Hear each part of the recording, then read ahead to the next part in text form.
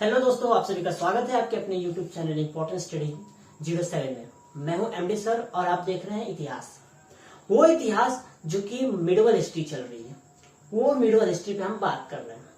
अब देख लीजिए, मिडवल हिस्ट्री में हम इस टाइम गुलाम वंश को पढ़ रहे हैं। अब गुलाम वंश का अंत ही चलने वाला है, अंत के बाद अब आएंगे हम खिलजी वंश पे।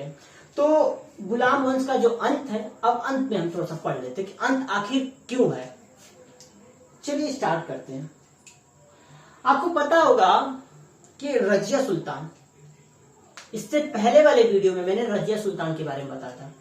वो रजिया सुल्तान जो कि देखा जाए तो पहली एक सुल्तान थी, महिला सुल्तान थी। वो बहुत ही ज्यादा बल के साथ और शक्ति उनके पास बहुत ही पर्याप्त मात्रा में थी। बहुत ही बोले तो एक नंबर की जबरदस्त सुल्तान थी रजिया सुल्तान। हम उनके फ्लैशबैक में जाते हैं और उनके ऊपर थोड़ी सी बातें करते हैं, फिर उसके बाद आपको आगे वाली चीजें समझ में आएगी। तो चलिए स्टार्ट करते हैं, पीछे चलते हैं उनके रजिया सुल्तान पे। तो आपको पता है कि रजिया सुल्तान कब भटिंडा में विद्रोह हो रहा था। जब भटिंडा में विद्रोह हो रहा था रजिया सुल्तान का, तो रजिया सुल्तान गई भटिंडा। अब भटिंडा कौन? भटिंडा का जो सरदार था वो सरदार अल्तुनिया था। वही अल्तुनिया जो तुर्क चालीसाओं में से एक था। आपको बता दें कि इल्तुतमिश के समय से ही तुर्क चालीसाओं का गठन हुआ था। वो तुर्क चालीसा लगभग चलता ही जा रहा था। कब तक? मतलब कि जितने भी सुल्तान बनते थे ये तुर्क चालीसों का यूज करते थे। तब हम बात करते हैं कि अल्तुनिया क्या था? भटिंडा का सरदार था। रजिया सुल्तान जाती है वहां पे। जब रजिया सुल्तान वहां पे जाती है तो अल्तुनिया क्या करता है? उसको बंदी बना देता है। अब आपको पता है कि अपने घर में कुत्ता भी शेर होता है कि नहीं? अब इतना तो अब किसी के घर में घुस के मारे, ये तो असंभव की बात है मेरे हिसाब से। इतना तो है नहीं किसी के पास पावर। अब वो रजिया सुल्तान ने थोड़ी सी गलती कर दी थी। क्या? कि अल्तुनिया के खिलाफ उनके राज्य में घुसकर उनको मारना चाहिए, लेकिन अल्तुनिया भी चालाक पर्सन, तो उसने क्या किया? उनको बंदी बना लिया। काफी टाइम तक बंदी बनाया रखा। बंदी बनाने के बाद अल्तुनिया ने बोला, रजिया सुल्तान ने बोला कि तुम मुझसे चाहते क्या हो? मुझे बंदी क्यों बनाया हो? तो अल्तुनिया बोला, मैं बंदी इसलिए बनाया हूं कि मैं चाहता हूं गद्दी पे बैठना। तो रजिया सुल्तान बोलती कि बस छोटी सी बात है, गद्दी पे बैठना चाहते हो, चलो ठीक है, हम दोनों ही गद्दी पे बैठेंगे। तो सुल्तान ये अल्तुनिया बोलता है, और ये क्या बात हुई? हम दोनों कैसे गद्दी पे बैठ सकते हैं? ये थोड़ा सा कंफ्यूजन में आ गया। अरे यार, हम गद्दी पे दोनों कैसे बैठ सकते हैं? कंफ्यूजन में आ गया। तो उसने रजिया सुल्तान ने समझाया, अरे अल्तुनिया, डोंट बी पैनिक, घबराओ मत। तुम एक काम करो, तुम मुझसे शादी कर लो। जब तुम मुझसे शादी कर लोगे तो मेरे जगह पे तुम ही शासन करना, तुम ही सुल्तान कहलाना। तो अल्तुनिया भाई सोचा कि आखिर ऐसी कौन पत्नी होगी जो अपने पति को मारेगी। अल्तुनिया ने सोचा, अल्तुनिया ने दिमाग लगाया, अच्छा ठीक है भाई, चलो ठीक है, हम आपसे शादी कर लेते हैं। तो अल्तुनिया सोचने लगा कि अगर मैं उससे शादी कर लेता हूं तो रजिया सुल्तान मुझे मारेगी थोड़ी ना। वो नहीं मुझे मारेगी क्योंकि मैं उसका शौहर कहलाऊंगा। तो कोई औरत अपने शौहर को तो मारती नहीं है। जब वो अल्तुनिया ने इस बात को सोच लिया तो उसने क्या किया? चल दिया। कहां? दिल्ली की तरफ चल दिया। जब दिल्ली की तरफ गया, जा ही रहे थे दोनों। जब जा ही रहे थे तो ग्वालियर एक जगह पड़ता है। एक जगह था ग्वालियर। काफी आपको बता दें कि पहले लोग घोड़ों से ही यात्रा किया करते थे। पहले तो ट्रांसपोर्ट का समय नहीं था, ट्रांसपोर्ट था ही नहीं, एरोप्लेन था ही नहीं कि बैठी रजिया सुल्तान पहुंच गई दिल्ली, फ्लाइट में बैठी उतर गई वहां पे, ऐसा तो था नहीं। तो उस टाइम क्या होता था उस टाइम भी यही चीज होता था, घोड़ों से चलती थी, धीरे धीरे हाथियों के सहारे चलती थी लोग। तब तब हुआ क्या, ये ग्वालियर में पहुंचती है ना, तो काफी रात हो चुका होता है। जब ये काफी रात हो चुका होता है तब एल्तुनिया बोलता है कि मैम चलिए हम लोग आराम कर लेते हैं। तो एल्तुनिया बोला कि चलिए हम लोग आराम कर लेते हैं। तो सारी सेनाएं भी रुक गई, ग्वालियर में सारी सेनाएं रुक गई। जब सारी सेनाएं रुक गई तो रात का समय था। तो रात के समय में डाकुओं ने, ग्वालियर के कुछ डाकुओं थे जो जंगली डाकू थे, तो उन्होंने क्या किया, वहां एल्तुनिया को और रजिया सुल्तान को, दोनों को मार डाला। अब उनको तो पता नहीं था कि ये दोनों राजा रानी हैं, उनको ये चीजें नहीं पता था। तो उन्होंने क्या किया, इसकी हत्या कर दी, रजिया सुल्तान की।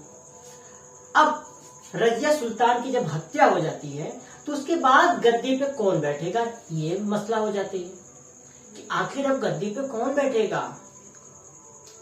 तब बात आती है, एक मोइजुद्दीन बारामशाह शख्स रहता है, वो बैठता है 1240 से लेके 1242 ईस्वी तक, ये गद्दी पे बैठता है। लेकिन कहा जाता है कि ये अयोग्य शासक था। जैसे कि आराम शाह को अयोग्य शासक माना जाता था, फिरोज शाह को भी अयोग्य शासक माना जाता था, वैसे ही इसको भी क्या कहा जाता था, ये भी अयोग्य शासक है। तब ये ज्यादा दिनों तक तो था ही नहीं, लगभग 2 साल इसने शासन किया। जब इसने 2 साल शासन किया तो इसकी मृत्यु हो गई। जब इसकी मृत्यु हो जाती है तो मृत्यु के तत्पश्चात गद्दी को कौन संभालेगा। फिर बात आ गई, जब गद्दी को संभालने की बात आई तब आते हैं अलाउद्दीन मसूद शाह। यही अलाउद्दीन मसूद शाह जो कि फिरोज शाह के पुत्र होते हैं। अब आपको बता दें कि फिरोज शाह किसका पुत्र होता है, फिरोज शाह इल्तुतमिश का पुत्र होता है। ठीक है, इल्तुतमिश। अब इल्तुतमिश का पुत्र फिरोज शाह, अब फिरोज शाह का पुत्र अलाउद्दीन मसूद शाह। ओके, ये चीजें आपको समझ में आ गई होगी। लेकिन बता दें आपको कि ये ज्यादा टाइम तक शासन नहीं किया, लगभग 4 साल तक इसने शासन किया। इसके बाद आते हैं सुल्तान नसरुद्दीन महमूद। लेकिन इससे हम पहले चलते हैं, थोड़ा सा बता देते हैं कि इसको बलवर और तुर्कान खातून। अब तुर्कान खातून कौन थी, तुर्कान खातून। अब देखिए, ये फिरोज शाह की जो माँ रहती है, शाह तुर्कान रहती है। कौन रहती है, शाह तुर्कान। और ये जो तुर्कान खातून कौन रहती है, तुर्कान खातून रहती है नासरुद्दीन महमूद। नासरुद्दीन महमूद वो जो इल्तुतमिश का पुत्र था, जो कि 1229 के टाइम में ही मारा गया था। उसकी माँ रहती है तुर्कान खातून। ये तुर्कान खातून और बलबन दोनों मिलके इसकी हत्या कर देते हैं। क्या कर देते हैं, दोनों मिलकर हत्या कर देते हैं। इसलिए हत्या करते हैं क्योंकि तुर्कान खातून चाहती थी कि अब मेरा ये नासरुद्दीन महमूद क्या लगेगा। आपको बता दें कि अगर इसका बेटा था, वो कौन बेटा था, नासरुद्दीन महमूद, उसके ही नाम पे इसका भी नाम पड़ा नासरुद्दीन महमूद, क्योंकि वो पहले ही मर चुका था। इल्तुतमिश चाहता था उसको गद्दी पे बैठाना, लेकिन नहीं, वो तो मर चुका था पहले ही। जब वो मर गया तो रजिया सुल्तान को बैठा गया। तो देखिए, तुर्कान खातून का पुत्र रहता है, तो इसका भी रिलेटिव हुआ नहीं, ये हुई ना रिलेटिव, तुर्कान खातून। तब देखिए, जब तुर्कान खातून रिलेटिव, ये नासरुद्दीन महमूद गद्दी पे बैठता है, इसकी हत्या हो जाने के बाद ये गद्दी पे बैठता है। ये कितना इतना बेहतरीन शासक था, इतना बेहतरीन। इसके जैसा शासक मैंने जितना भी पढ़ा, गुलाम वंश, और उससे भी पहले मैंने गौरी को पढ़ा, गजनवी को पढ़ा, और तमाम सबको पढ़ा, लेकिन सबसे बोला जाए सबसे योग्य यही था मेरे हिसाब से। बहुत बढ़िया था।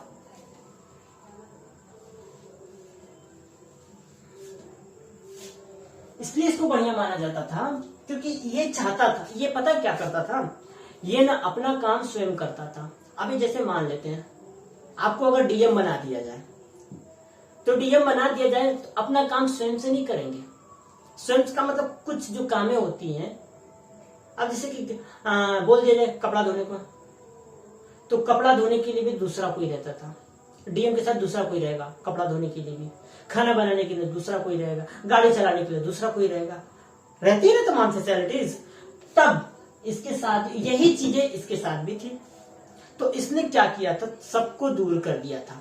ये अपना काम खुद करता था, और तो और भले ही गद्दी पे बैठा था, लेकिन इसका ये एक रूल था, काम करके पैसा जो मिलता था उसी पैसा से अपना खर्चा चलाता था, घर बार चलाता था। तब देखिए, इसीलिए मैं कह रहा हूं कि ये बहुत ही योग्य शासक है। ठीक है, ये ज्यादा टाइम तक रहता है, ये रहता है आपका 1246 से लेकर 1265 ईस्वी तक, बहुत ही लंबे पीरियड तक रहता है।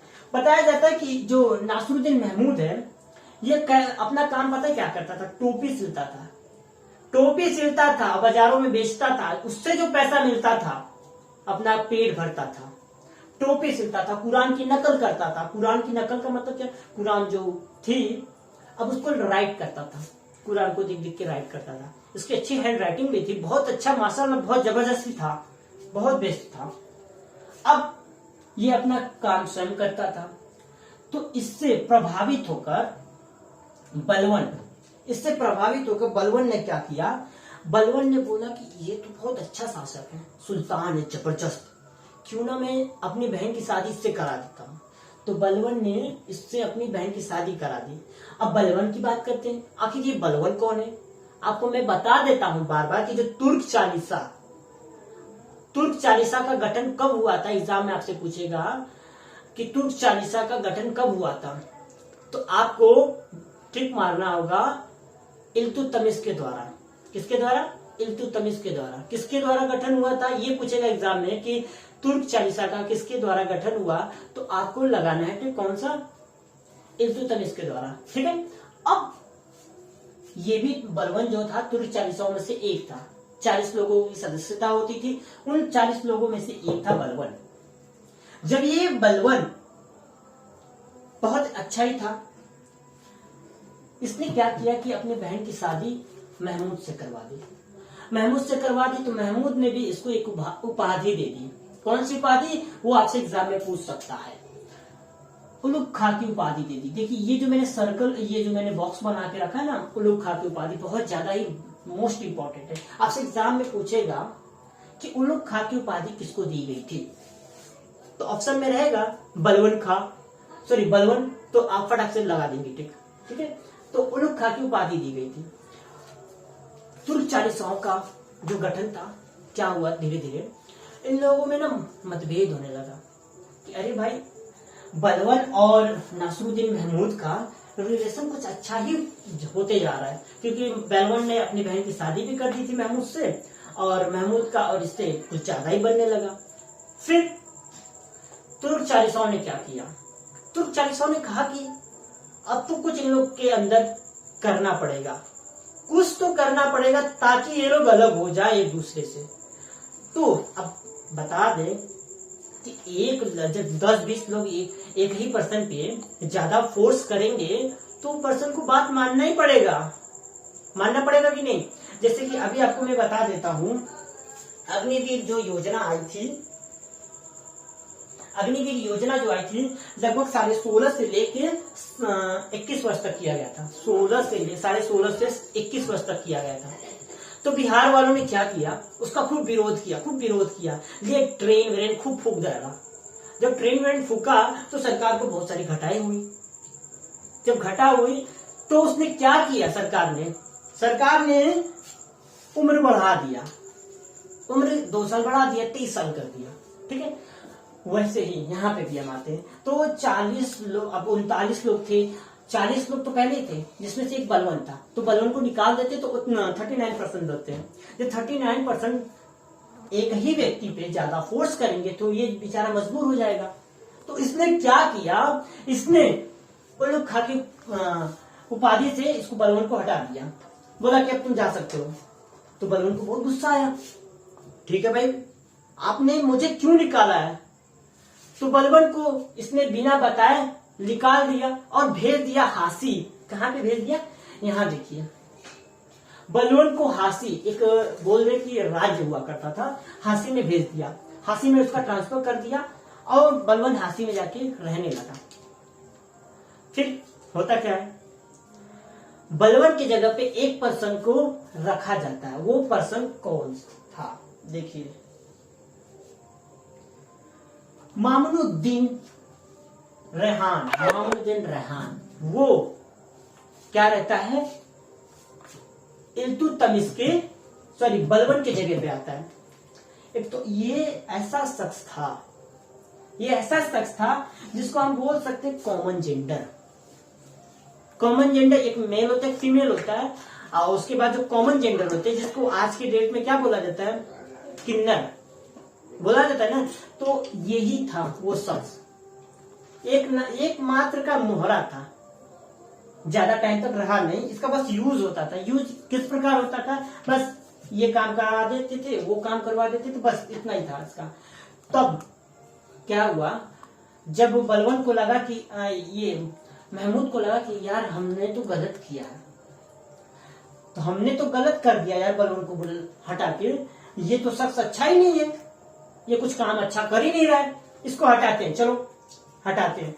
तो बलवन को तो इसने पहले ही गद्दी से हटा दिया था, तो बलवन को बात का बुरा लगा था, क्योंकि बलवन खास रिश्तेदार था।